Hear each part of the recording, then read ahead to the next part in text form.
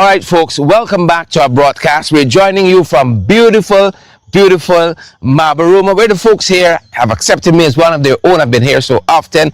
It's good to be back with you folks. We're on the campaign trail here in Mabaruma, and we're going to talk to you very soon about what we're doing here in Mabaruma. But first, yesterday we were in Baramita, another area in Region 1. And we caught up with the former Member of Parliament, Ronald Cox. Ronald has done exceptionally well in representing issues from Mabaruma, from Region 1, period, Region 1 on the whole, these very critical issues. We caught up with him in Baramita on some of the issues that are specific to Baramita folks. Myriad things we spoke about, and people have a lot of concern. The folks we've been talking on the ground there, ID card issues, the poor development of infrastructure, including roads, the cost of transportation. These are just some of the issues. We want to invite you guys to share the live, smash that emoji button, folks, and partner with us too as we get into our broadcast. Former Member of Parliament for the APNU Coalition, Ronald Cox, joining us from there's a dog in my way here, joining us from Baramita. Cox, we did tell the folks that we have you on the ground with us today here in Baramita. Tell the audience, I did some of it, where we are precisely and what's happening on the ground here this morning. Thank you, Sharon. Good morning. Well, we are all the way in the mining community of Baramita. Baramita is in Region 1, but it's very far from Mabaruma, Port Kaituma. The team seems to be moving, and we're going to walk with them. Sure. So, from Mabaruma, we had to travel by boat for 2 hours. Then from Port Kaituma to Matthews Ridge, 2 hours. Then from Matthews Ridge to here, another 2 hours. So we are a long way. And if you look at the map of Guyana, you will realize that we are also closer to Region 7 from here. And that's also closer to the Guyana border on this side of Region 1, while in Mabaruma we know we are closer to the border there as well. So we're closer to Region 7 here and the Venezuelan border. So that's where we are. Wow, interesting place, interesting location. Means a lot of concern has to be for the safety as of the residents here as a border community, the territorial integrity of our country. Let me come on the other side. What are some of the issues here? I know you guys have already been talking with residents. We're on this walk about the community here. What have they been telling you? Well, there are several issues like any other indigenous communities across Guyana. And as you walk the village and communities, you realize that infrastructure is a major problem here. Of course, there's no road. There's no proper road. They're all trails within the community at Central and also leading out to satellite villages. There's no electricity. Everybody uses their own private generator for electricity. There are several other issues I want to tell you about. We did see firsthand that we're on roads and infrastructure. Some of that yesterday, a car was trapped in this thick slush and mud, and then we ourselves found ourselves in similar fate. So we experienced that firsthand. Exactly. So, yeah, like you rightly said, while we were there, I expected the trail to be bad, but not as bad as we witnessed yesterday, where the vehicle actually stuck there and could not come out. So several persons had to go dig and see how best they could get another vehicle to pull it out and all of that. Then we had to walk through the slush to get on the other side. So it's really bad. I want to point out though that when the APNUFC was in government from 2015 to 2020, the roads were not the best. But there were significant improvement in bringing some level of standard to hinterland roads. And so I could recall at one time I drove from Port Kaituma to Matthews Ridge in under 1 hour. And now you're taking more than 2 hours. Yeah. Right? Yeah. And so we had some level of satisfaction in terms of hinterland roads then. And had we been in government by now, we would have been driving from Mabaruma all the way to Port Kaituma, which of course will lead you all the way here, passing through Matthews Ridge, Arakak, and so on, until you reach here. Because it is just a minor connection that is missing between Yarakita and Port Kaituma. Yeah. Do you feel well, not, I shouldn't say do you feel justified, but what do you make? Let me try it another way. When people say that these are forgotten communities, you know, there's a lot of talk, and it's just talk about transformational development because of the monies that we're earning from oil. But what do you say to folks who say, you know, these are forgotten areas, Barometer and the neighboring satellites? Correctly. Rightly says. Rightly, Kishore, because what we found also is that at the last, let me point out that the last rally that the PP had in Port Kaituma, they said that they spent significantly a large amount than was spent by the coalition while in government. So imagine you spend so much more than the coalition when they were in government, but yet the standard, the quality, and everything else of life in these communities remains the same throughout. There's no improvement. When you talk to people, are you satisfied? Are you seeing more improvement? People said simply no. We like the same way all the time. Yeah. So you have expended how many? 300, 500% more of what was expended on the coalition government, but yet the situation is the same, or in some cases worse. Yeah, because we have been asking, what has the government done here for the last 5 years? And people are hard pressed to point out anything really, and that's tremendously sad. Exactly. One good example is in Port Kaituma. We were expecting that the roads would have been done to a larger extension coming out of Port Kaituma itself, leading up onto the other communities. And what we found is just centrally around Port Kaituma, those were the roads completed under the coalition while in government. So there's not much done on roads in the Madakai district. Wow. Anything else you want to leave with our viewers as we have you? Yes, we are here in Barometer, which is considered the village that has the highest suicide rate in Guyana per capita. Yeah. Sadly so. And also, there is an issue with regards to alcoholism. And so, if you talk to the council, to Shaw and so on, you'll realize that they're trying to have a ban, so to speak, on alcohol and how it is sold in this community, in this village. And so there's also a curfew with regards to shops, bars, and so opening in the night. I think there's a 10 p.m. curfew. And so those are minor measures that are being implemented to ensure that they curb alcoholism, and which obviously would entwine with suicide prevention, because what we find also is that it is linked. Alcohol and suicide is linked. And so we should applaud the village council for coming up with their own measures to ensure that things are done to alleviate those two very critical issues in communities like these. I just want folks to know, Ronald, that we're not playing when we say we're boots on the ground. We are in Barometer. And I know you have planned for us to touch a couple other places as well. You're handling the logistics. So talk to us about where else we're going to be touching and seeing, because we've been giving the folks information live and direct. Certainly. So yesterday we were in Matthews Ridge.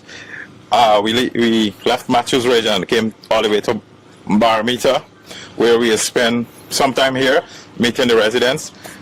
From here we will be heading back to Barometer for a community engagement there, and then onward to another community called Arakaka, where we have another community engagement. From there we'll be heading to Port Kaituma, which is like 2 hours drive again on the trail, 2 hours all the way to Port Kaituma. And at Port Kaituma we have a public meeting there this afternoon at 6 p.m. which we look forward to. From Port Kaituma we'll be heading across to Mabruma. And in Mabruma we have several engagement all the way to Imbatero, which is one of your favorite locations. This is the border. the border location. Imbatero. Then we will go to Red Hill. Along Red Hill we have several other communities we will stop at. And from Immaterial, we have several other communities on the way, like Marijuana, Smith Creek, Aruka Mouth, and so on.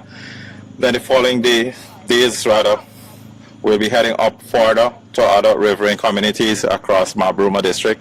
And then within Mabruma District itself, the constituencies among the Tongue, Osororo, Wanaina, Kobrimo Barbina, Mabruma Township, Mabruma Kampong, several So we're only locations. touching a couple of places.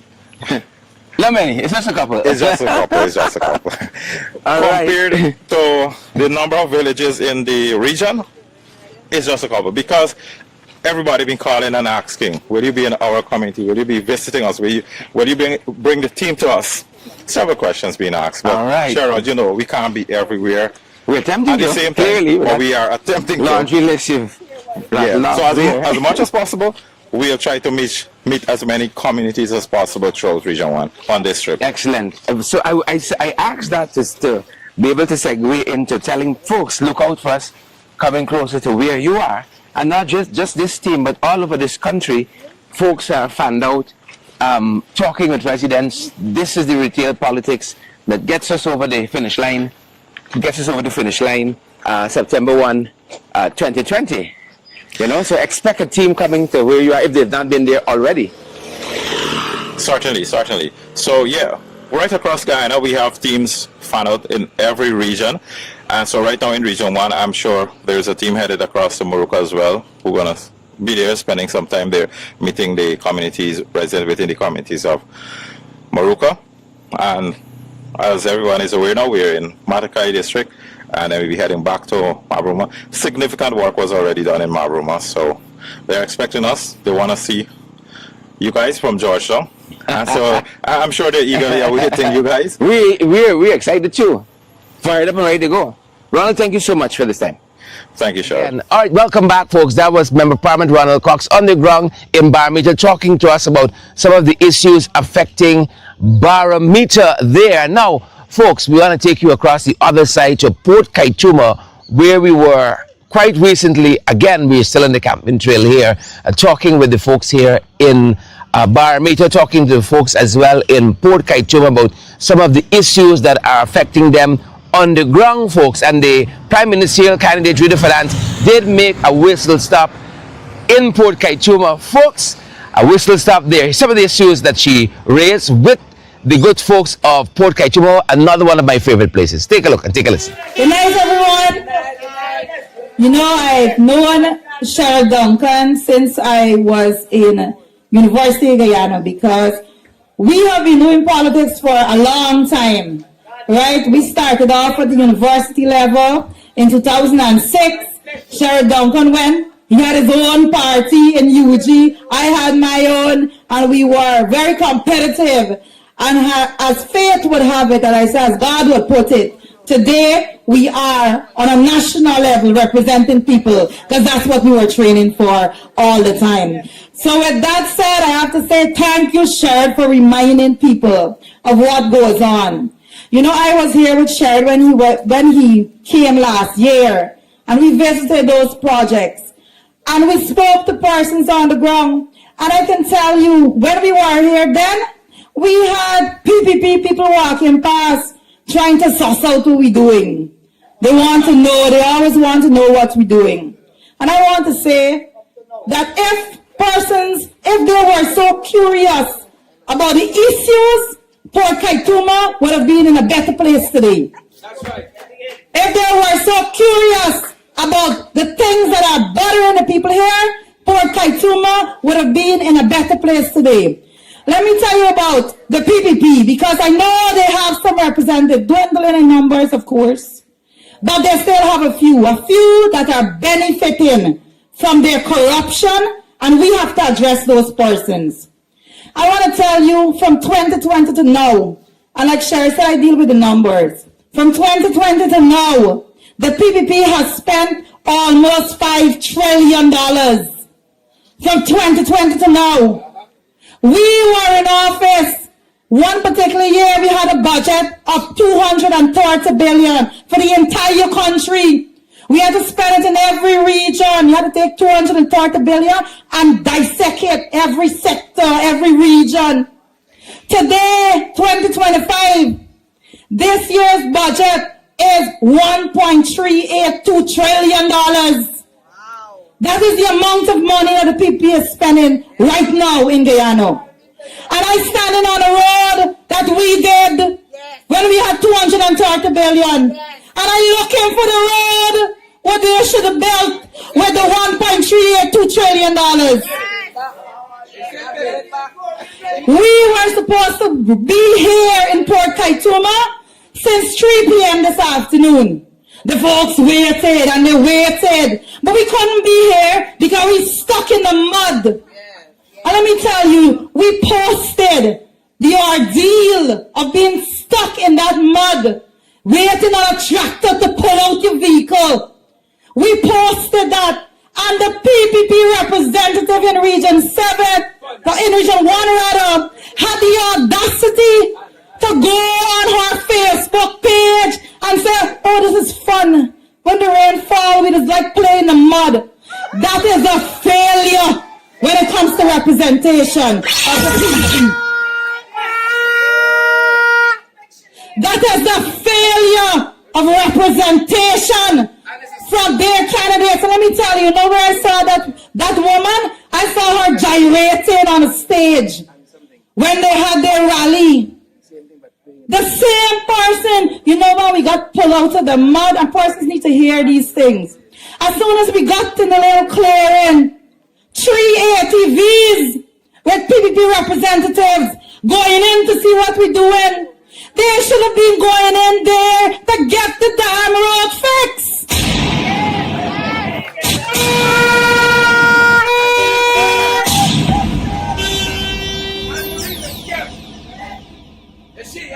I could call her name Anne-Marie, right? I could call her name because she made herself popular. She wanted the attention, so she's getting the attention now. You cannot put yourself as a representative of the people, and then you go and fail the people to the extent that you're making a mockery off of things that they are suffering from. We have got to be serious with these people. When these people come and ask you for a vote, you say, you weren't the one on Facebook saying that it's fun when we get stuck up in the mud. You have got to hold them accountable. And I always tell people, let me tell you, I always tell people, whenever I go to a community, we just came from Region 7, and whenever I go to a community, I always say, I don't see PPP people. I just see people. Sometimes we have got to look past the colors, because I can tell you this. I have gone to several communities in which I went and they say, oh, this is a PPP person. And I can tell you this now. That person is currently on the stage campaigning for the APNU coalition. I've gone to areas in which you say, oh, this woman, she left Weber and she gone over to Win. I said, left who? And gone where? And I went home, I rap on the door. And I said, good morning, I come back for you. Anne-Marie. So tonight, she is campaigning for us. Let me tell you something. Everybody out here, everybody is a voter and everybody's a potential supporter. So we have got to get our message across to everyone. No one is excluded. We are saying that the contracts that the PP giving out, the little pittings with the giving out, the persons to keep you in line is not enough. We are saying that we are going to put measures in place so that small contractors can move forward. That's right, that's right, that's right. We have got to get you to that position. Let me say this. When somebody bids for a contract now,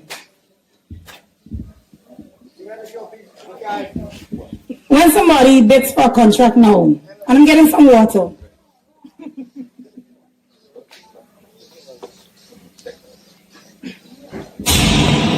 Alright, you see when you talk these things over and over, sometimes you get a little hoarse. But the young men there bidding for contracts. A lot of you have no equipment. You got a contract because you have a business on a paper. Somebody say, if you go and you ask this man and you give this man a little raise, then somebody can give you a contract. So you got to pay this man to go and put in a word for you. And when he finish putting in a word for you, you got to go and pay somebody now for subcontract the work because you don't got the equipment to do the work. And at the end of it, you're left with nothing. You're working for them. You understand what I'm saying? I am saying that we have a plan and a program in place when it comes to building businesses. We are talking about having a development bank. And I can tell you this. Barra Jagdeo and the entire PPP never spoke about a development bank. As soon as we spoke about it, the very next week, they are out there talking about bringing a development bank. They have no idea of their own. They have no idea of their own. We have got to get our people to a place. When I talk about our people, I talk about Guyanese people, the ordinary Guyanese, the people that have been excluded, all of you. If you look through Port Kaituma, you can identify in your one hand the people that benefit from this government. You can identify them on your one hand. They are empowered and they are placed to come around to you and say, oh, you got to vote for them. You got to vote for them. The man is saying, oh, you're going to work tomorrow. When we talk about vindictiveness, the PPP is a poster child for vindictiveness. They make sure that they do everything in their power to keep you silent as a people. And we got to fight them. If I could fight them, you could fight them. I see some strong men bowing, cowering to the PPP, saying, oh, you know, I'll talk to you. Today, I spoke to a man, businessman. He said, oh, can I talk to you, but don't let them buy stuck on my picture and so. Because, you know, them buys out of state. At what point did women grow more balls than men to stand up and fight these people? This year. I fight them. I will fight from Jagdeo right down by myself if I need to. Because poor people need to be represented. And this is what we're talking about. When we talk about representation, it's not about just keeping noise here and there. You cannot... All right. You cannot be a good representative of the people if you are quiet when you're getting pittings. It doesn't work like that. We have got to rise up as a people to a point at which we feel proud of ourselves. And we said, this is our time. I see people running behind this other party who come out the other day. And I will address it. I have to address it. This is a political campaign that we're in. This is a political campaign that we're in. Let me tell you this. You cannot be in bed with the PPP for 26 of the last 28 years of them being in power, and suddenly you separate and apart from them. It doesn't work like that. Yeah. And I want to talk seriously to people. You don't run behind hype. Hype don't govern a country. And I'm talking to the young people particularly now. Hype don't govern a country. When you are Region 1 and somebody come and say, oh, I want your vote, you got to say, I'm in Region 1. I'm interested in who you have as the possible foreign affairs minister. That's right. Because when Venezuela come in rapping on the door, somebody got to stand up and represent us. Correct. It's not hype. You know who the PPP got? Oh my gosh. If that isn't the worst foreign affairs minister on planet Earth, I don't know who else is. Study emphasize. Now you have somebody else coming around that cannot identify who's going to be your Minister of Finance, who's going to be your Minister of Education. This thing is about teamwork. This is not no dolly house. This is not no clown show. We've got to talk seriously about what we're doing. And I want to talk to the young people. We have got to value ourselves to the point that we put systems in place that our children don't have to be running behind somebody because they feel they got more money than them. We have got to raise our children, and we've got to structure a government to the point that our children could get their own and be proud and happy about it. Our children should not be running behind people. I come through communities, all the hinterland communities. We be combing the communities and let the people follow us. Let them run behind us and try to do some mop-up work, because that's what they're doing right now. We will continue to comb every single hinterland community. And guess what? All the issues are the same. You cannot come now. There is no member of the People's Progressive Party Civic that can come to me and debate me on policies and say, we have done something for you. We had none other than the member of parliament for the PPP, Miss Pearson, taking the stage and saying, oh, indigenous people, don't let nobody come and tell you that you're their bad. You don't have to tell somebody that they're bad when they're living and they know that they're bad. You don't have to tell somebody that they're bad. I have been to indigenous communities throughout this country, and there's one thing that's common. The people living in poverty, I have seen it with my own eyes that grown up under the PPP, and we suffered as a people. So the people can't come and tell us as indigenous people that they will represent us. I am saying that it is time for everybody to benefit from the resources in this country. It is time for us to break the chain of corruption of the PPP so that money can get into the pocket of everybody. And I want to talk to some of the business people here in Port Kaituma. Some of the business people are getting a little freak from the PPP, and they believe they're on top of things.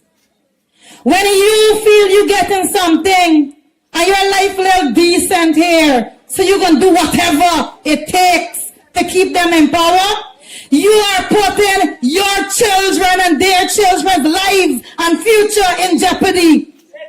If you do not address the structure that keeps people down, you are contributing to a system that will fail your very children and grandchildren.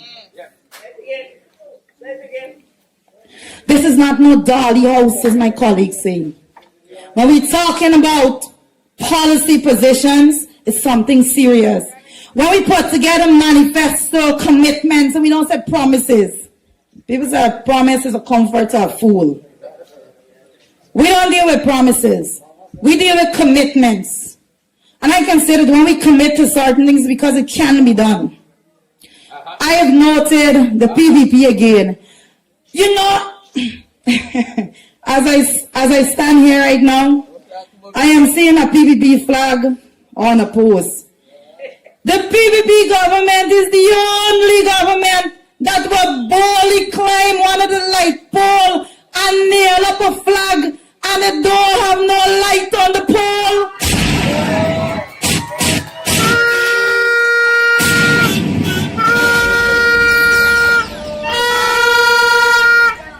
What are we doing? What are we doing as a people? When you could nail up a flag on a pole so you can't see this posting on no light. When we talk about people-centered development, we're talking about making sure that you're taken care of. We're talking about making sure that you're empowered. And I can say this tonight, we will leave out no one. Correct. We will leave out no one. The APNU coalition got room for everybody. We have room for everybody. We have been working at this. We've been fighting this fight. So if you got on a red shirt and a red cap, you know, I was up in the upper mass just before I came here. And I saw some of my indigenous brothers and sisters with some red cap. Some of them got on some blue cap, blue jersey, red jersey. And I said, what's going on? I asked them, I said, what's going on? Haven't you been impoverished for too long? You know what they said to me? This is farm clothes. This is farm clothes. We glad for little farm clothes to go in the farm. We're suffering so long we can't even afford to buy farm clothes. We can take this and go and walk farm. T-shirts, caps, flags, they don't win an election. Don't let nobody fool you. I have seen in Georgetown, for example, one particular man that flag up the whole place. I said, you're taking all the votes from town. When the election results came back, it's 200 and something votes you get in the whole country. Flags don't win an election. People do. Your vote is what counts come election day. And I say to people, don't tell me, young men particularly, let me talk to you. Don't tell me that, oh, no matter who they're in government, I gotta work hard. It matters who's in government. Because who's in government determine how hard you have to work. Who's in government determine what your $1,000 could buy. Policies matter. And you have to get competent people to make sure that we bring the cost of living down. When we're talking about cost of living, the most expensive thing to do is to transport goods here. Yes. When you look at the cost for flights and all of those things, I can stand here tonight and can tell you Aubrey Norton has a commitment already penned. And he's going to be bringing back the Guyana Airways. So we're going to be bringing the cost of flights down to the communities.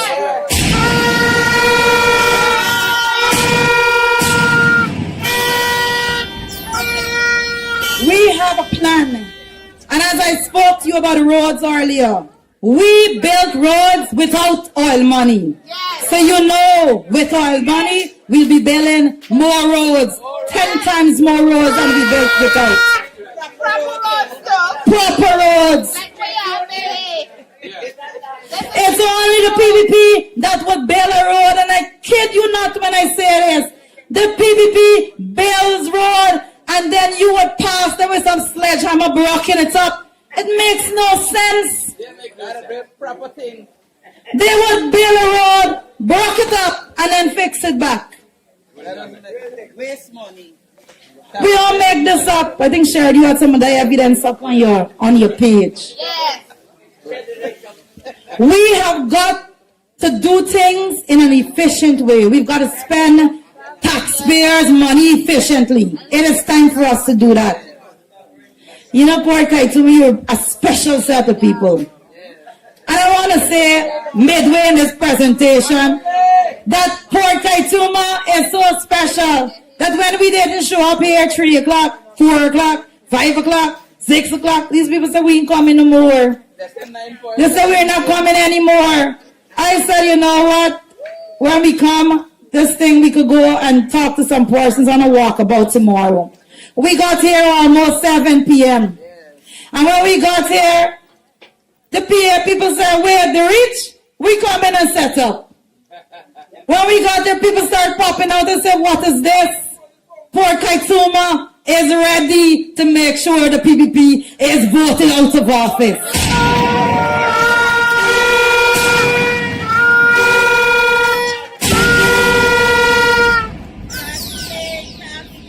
We have got to vote like we care. We have got to vote like we care, not just about ourselves, but we care about our children. We have got to remember the devastation that family faced when they lost their child with no justice.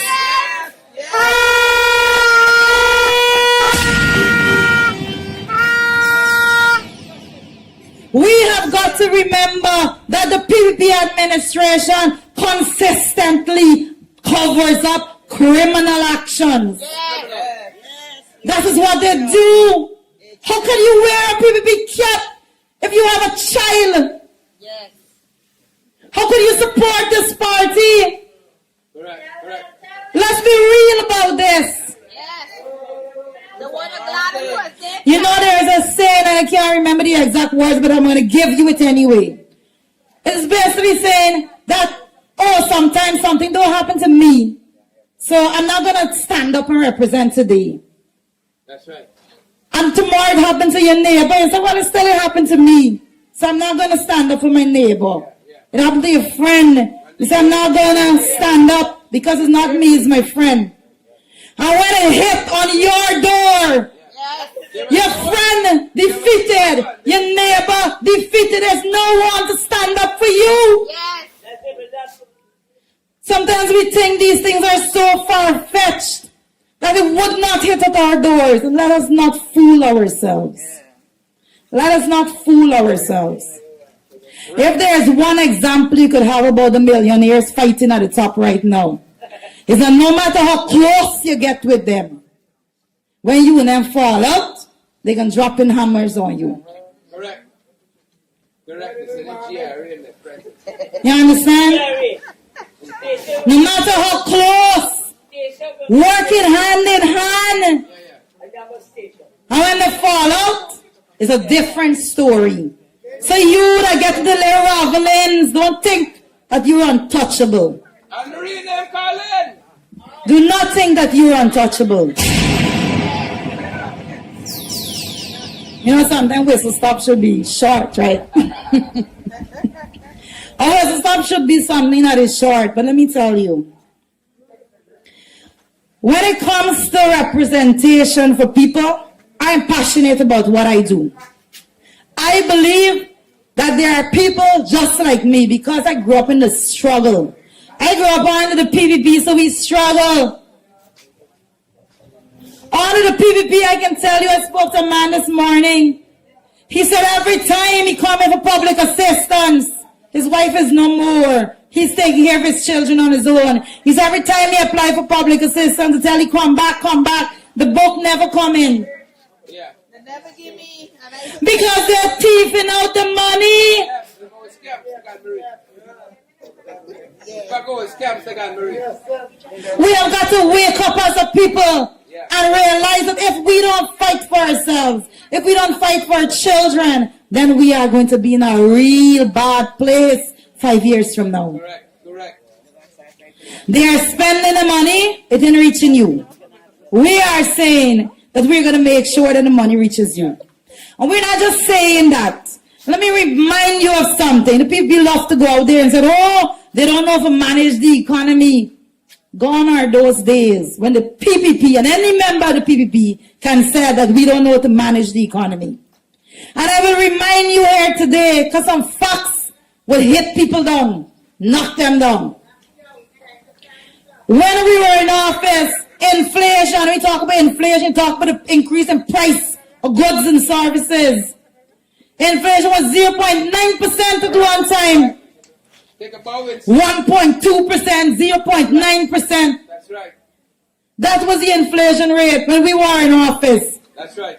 Today, on the PPP, we have a report coming out from the Guyana Marketing Corporation that said the last 4 years, inflation is over 75% for basic food items.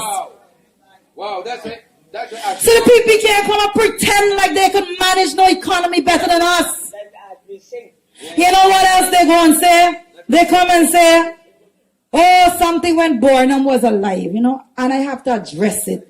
Because the PPP goes to their bottom house meetings, and they go and they're cracking in the corner, and they try to talk down on certain leaders, and I could address it.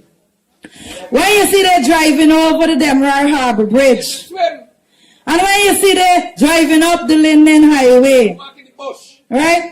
When you see they still thieving the policy ideas when it comes to making sure that we are food secure, they can't come and cuss down no leader. Correct. They have not a single great idea of their own. The only idea they come up with is how to fill their pocket.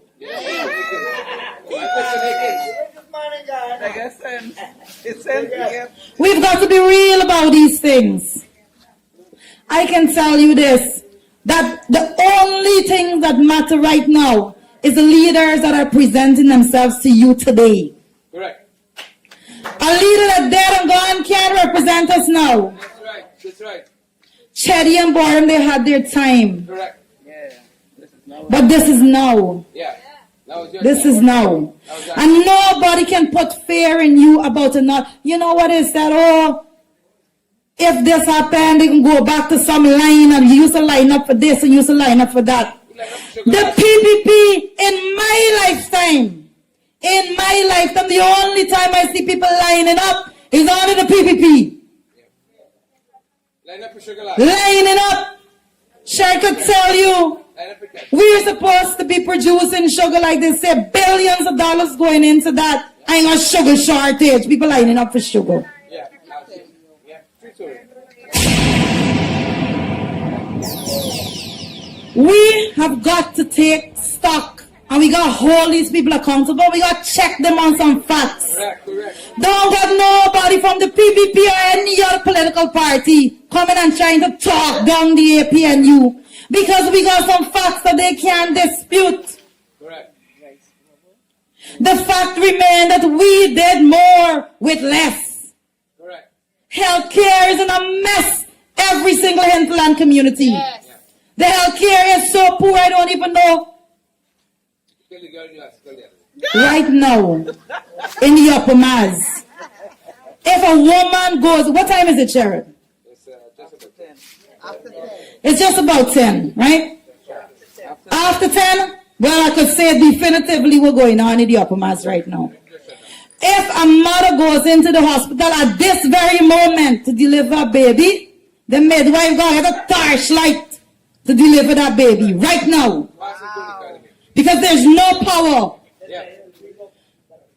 The people want parade a prime minister around this country that was an absolute failure. The rubber stamp. He was in charge of energy to make sure that these communities get reliable electricity and he failed. That's what the force is on like. This is one the bad We have to be serious about this. I want to talk to my colleagues, lastly, before I leave. I want to talk to my colleagues here in Port Kaituma. I want to know your heart good. And you mean well. But I'm going to say this to you.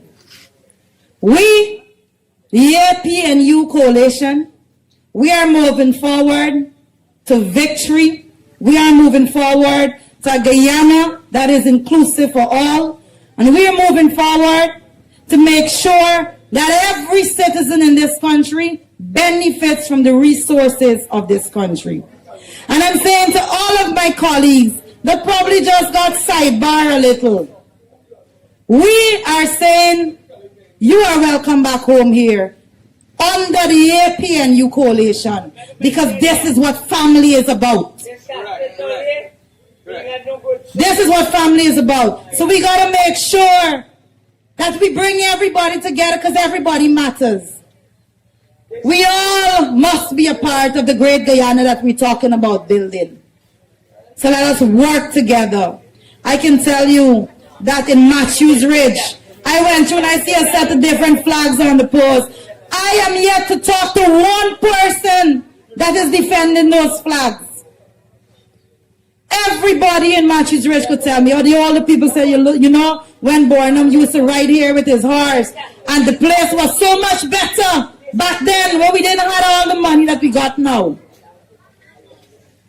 Let us do what we need to get done to get these people out. And I am saying this is more than boots on the ground. We are here, we are on the ground, but we also need all hands on deck. We can get this done. We are less than a month away from an election. This is a defining time for all of us.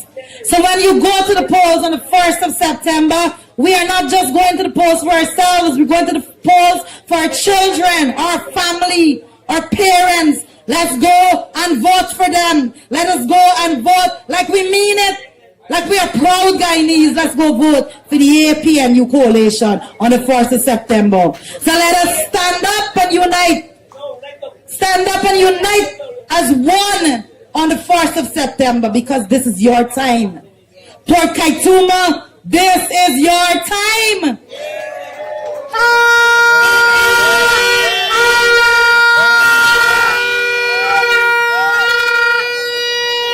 The young people here, you are amazing. The older people here, phenomenal. The people in between, even better, right? Let us do what we have to do. So I thank you for your time. Like I said, this was supposed to be a whistle stop, but I don't know why we're talking so long. We have so many things to talk about, so many facts to bring. But I tell you this, when they come to you and they give you nonsense, you call us and I give you the facts. The facts don't lie. The numbers don't lie. And the numbers will say that we will be in government at the end of the count on the 1st of September. So onward to victory. And we are voting firmly for the PAM. The PAM. All right, thank you so much. All right, folks, you heard the many issues there. You heard the many issues there. And as I said, we are on the ground here in Mabaruma. We're going to tell you in a very short fashion, folks, in another broadcast what has brought us here to Mabaruma. We are on the campaign train as well, on the campaign trail here in beautiful Mabaruma. I love it here. But that's going to do it for us. At the end, we're very sorry we're not on our regular program schedule, but we're on the campaign trail, folks, and we know you guys understand. Thanks for joining us. That's our time, and that's our broadcast. Share the live, smash that emoji button, folks, and partner with us as well. Thank you so much for joining us. See you on our next broadcast.